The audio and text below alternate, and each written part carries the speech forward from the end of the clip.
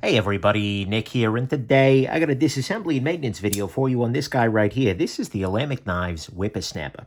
Very interesting piece, and, this is actually a knife I've taken apart before. I just didn't film it the first time because I am #not a brilliant man. I took it apart actually the day I got it, but like I said, I'm not brilliant, but I'm also not a man with a whole lot of time lately. So I just figured I'd get that taken care of, taken apart, so that way I could just run to it. This is my knife, actually. This guy is, per my orders, orders makes it sound a little bit fancier, right? But per my specifications and desires, directly from the Olamic folks, because I knew exactly how I wanted the knife to look, right? But, yeah, so this guy came directly to me from them. I, of course, paid them for it, and that's very nice of them to, well, very nice of them. No, what I was thinking there, this is what's very nice of them. This is a second knife that they've put on my table as a charitable giveaway. That's the nice part of them. The fact that I paid for my own knife, that's pretty much expected, right? But nonetheless, it's nice of them to do that second knife as a charitable item there. And what we can see here is that the knife is already mostly taken apart. This guy has been fidgeted with roughly a bunch. There has been a lot of fidgetation that has gone on with this guy already. And so, I'm actually expecting that this will do a little bit of good. Get in here with a little bit of rubbing alcohol. By the way, if you ever curious about this or any of the other tools I'm using on this disassembly or any other one, go to nickshabazz.com/tools and I will show you exactly what it looks like. I'll show you all of the various tools, one after the other, and you'll learn everything you need to know. One very important part of this knife's disassembly process is this right here. See that little ledge right there? Yeah, that fits with this little ledge right here. And so as a result, you want to make sure that everything is seated properly, or else you're going to have a bad time. You're going to end up screwing that up a little bit. Use a little alcohol and a Q-tip here, and clean that area out. Beautiful. And clean this off. And now I'll get to the blade here, as I throw the blade everywhere. Who knows? Maybe it's a throwing knife. At least it is to me. All right, clean this off as well. We're getting some gunk out of there. So it looks like, and also particularly on the tent ball path here, it's a little bit of wear from all the fidgeting that's happened. So, that's the way it goes, right? That's how all this works. So I'll clean that off. Okay. What else do I need to do here? I need to clean off the bearings. I wasn't expecting that at all. That of course, being, again, this second knife that was donated for charitable reasons. That was very nice. Eugene over at Olamic, I ordered this guy, and then they delivered it. And, it took them a while, but that was just because I told them, hey, guys, I'm your least important customer. If somebody else places a paying order, feel free to put them first. And at some level, it's an integrity move to put their paying customers before random jackasses on the internet who may or may not have a little tiny bit of clout, depending on who you ask. But nonetheless, it was nice when he said, oh, well, if you want, we can send one of the Warncliffe one. This is the other blade shape, right? This is a very different approach. Oh, yeah, put it on camera. It's a very different approach to whippersnapping. So, did I call this the busker? Maybe I did. It's been a long day, okay? But nonetheless, it was actually a little surprising to me when he said, well, actually, we decided we'd rather just send that one along for your next charitable thing, and that's great. Because it's a win, because that means I get to carry the knife, I get to compare the actual use of these guys in daily life, and without worrying about, keep it factory fresh or anything like that. But yeah, so that's definitely a cool thing. I appreciate that. And it makes it very easy for things to go, for things to be excellent.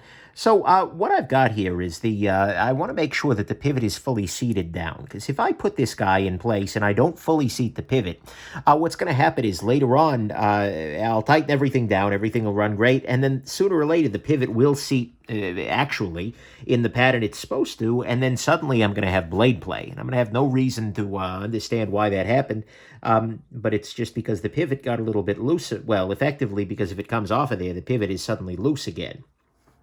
Put a little bit of lubrication right here, And rotate, rotate, rotate. I'll also put a little bit onto the outside of the pivot barrel here, just so everything sort of looks good. Probably over lubricating, but that should surprise nobody. If you've ever watched my channel before, you know that over lubrication is a passion of mine. So yeah, that's a thing. A little bit here, a little bit here, a little there, and drop in the bearings.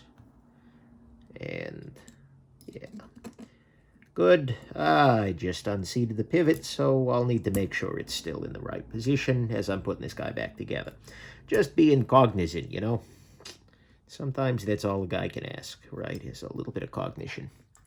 Okay, I'm going to stick this little tool through here, just in an effort to kind of get this guy seated into place. There we go. Yeah, that works too. Seated out of place, into place, whatever.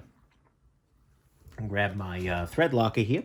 Use some blue Loctite here on a stick. And it works great for this kind of thing. And it's nice because I'm not having to worry so much about, you know, whether I'm accidentally flooding the whole space here. It's good. Tighten that down. Next thing, I tighten this screw in here. And again, little Loctite. Keep everything on lockdown. And I'm not necessarily over-tightening here. My goal is not to get these to full, oh my god, tightness yet. It's just to get everything sort of in place. I'm going to go ahead, and this is weird, but I'm going to switch to the pivot. There's probably not a good reason to do that, but it is a thing that I'm going to do. I'm going to make sure, and I'm going to use some Loctite on this guy. And then, okay. Come on now. One small gripe is that the screws on this guy aren't so deep, so you don't get amazing engagement. So right now, I'm wondering whether my pivot is actually loose, like whether my pivot is in the right position.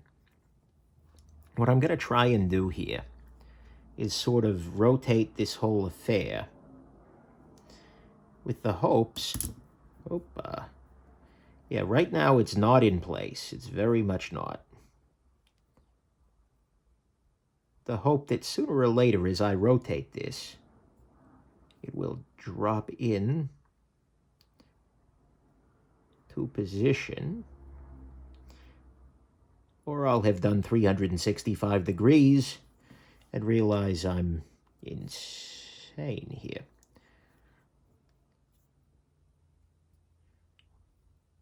I am, in fact, feeling the pivot rotating.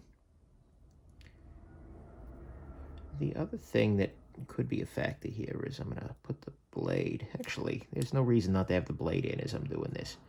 Just take the blade out of play. I think that might have just dropped into place. Yeah, that feels pretty flush to me. Yeah, okay. So what I'm going to do here is just tighten this down a little tiny bit. Now, I'm going to use this little bit of rubber band, actually. Just got a little bit of gription to it. Yeah, okay, good. That's not moving anywhere, so I'm assuming I am in a place where everything is sort of locked down properly. I'm still missing a screw. I haven't put the back screw in yet. I don't know why I did that first, but, you know, here we are. Doesn't really matter. Or at least if it matters, I'm not quite aware why. Ignorance is bliss, as they say. But that's not a good attitude to go through life with.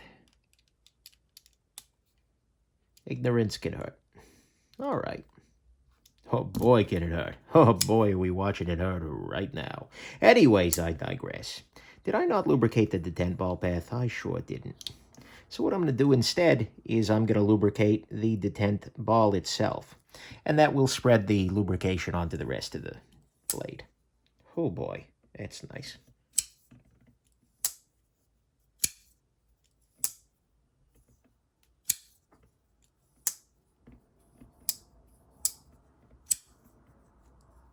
I feel like the blade's a little tight, actually. Like the pivot's just a scotch tight. There we go. No play. Very nice little action.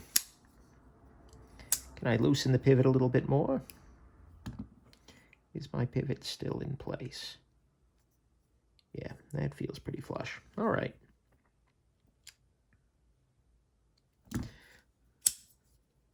Nope. Loosen too much. Now there's blade play. No play. Oh, there. Yeah, a little too tight.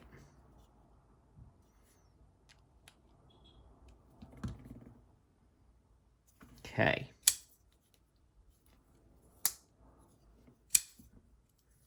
Actually, I'm going to go ahead and this is silly, but I'm going to loosen and then retighten these back screws right quick.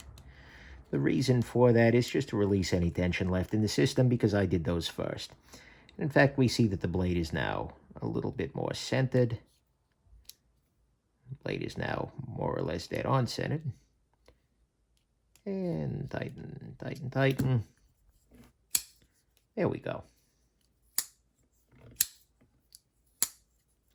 Check one more time for play. No play. Nice and smooth. Excellent action. Still get my hands around it and working it under the camera. Not necessarily straightforward, but there we go. That's your disassembly and your maintenance here on your Olamic Knives Whippersnapper. I hope this has been interesting to you, and have yourselves just an absolutely wonderful rest of your day. Bye now.